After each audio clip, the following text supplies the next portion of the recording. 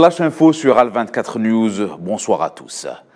Le président algérien Abdelmadjid Tebboune a regagné ce vendredi le pays après avoir pris part aux travaux de la 78e session ordinaire de l'Assemblée générale de l'ONU à New York, au cours de laquelle il a prononcé un discours à la tribune onusienne à l'occasion de cette nouvelle assemblée.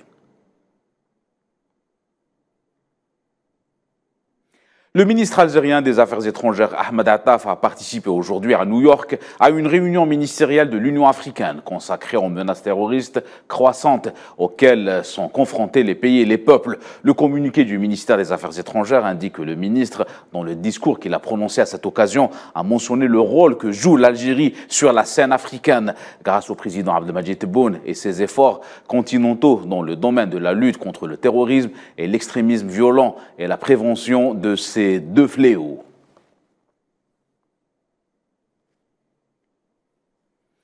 Le chef de la diplomatie algérienne Ahmed Attaf a reçu une délégation diplomatique américaine de haut niveau menée par la secrétaire d'État adjointe Victoria Noland en marge de sa participation aux travaux de l'Assemblée. Le communiqué du ministère souligne que la délégation américaine comprenait également le secrétaire d'État adjoint pour les affaires du Moyen-Orient et la secrétaire d'État adjointe aux affaires organisationnelles ainsi que la secrétaire d'État adjointe chargée des affaires internationales. La compagnie algérienne Air Algérie a annoncé le lancement d'une ligne aérienne directe vers l'Éthiopie depuis l'aéroport international d'Alger à raison de 2 vols par semaine.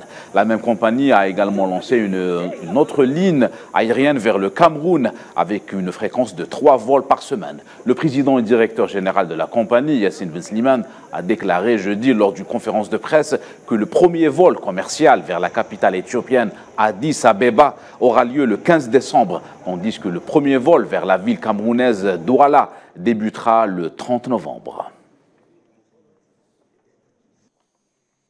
Le ministre algérien des Travaux publics et des Infrastructures, Lakhdar Khroukh, et le ministre turc des Transports, Abdelkader Uraloglou, ont exprimé dans la capitale algérienne leur volonté de développer le partenariat dans le secteur des travaux publics par la mise en œuvre de projets communs, notamment dans le domaine de la construction des lignes ferroviaires. Une délégation de l'Assemblée nationale du Sahara occidental a effectué une visite au siège du Conseil de la Nation à Alger dans le cadre des activités des portes ouvertes sur la haute chambre du Parlement algérien pour ancrer la culture parlementaire. C'est ce qu'a indiqué jeudi un communiqué du Conseil. À cette occasion, la délégation a visité les différentes structures du Conseil où elle a écouté les explications sur le fonctionnement du Conseil de la Nation et son importance dans la construction institutionnelle de l'État. Au Mali, 5 terroristes ont été tués à la suite d'opérations militaires menées dans la zone tampon entre le centre et le nord du Mali.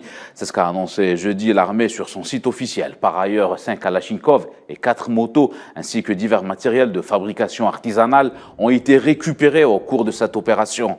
À noter que le 17 septembre dernier, 5 soldats et une quarantaine de terroristes ont été tués lors d'une attaque de terroristes circulant à bord de véhicules et de motos visant les camps de la garde nationale et de l'armée terre. Actualité continentale toujours cette fois-ci au Ghana. Au moins 9 personnes ont été tuées par balle et plusieurs autres blessées par un groupe d'inconnus armés ayant attaqué un convoi d'autocars dans la région du Haut-Ghana oriental. C'est ce qu'a indiqué en fin de journée les autorités locales. Les victimes ont été attaquées alors qu'elles se rendaient dans la ville de Baokou, une communauté urbaine troublée de cette région, vers un grand marché au Burkina Faso voisin. C'est la fin de ce Flash Info. Excellente suite de programme.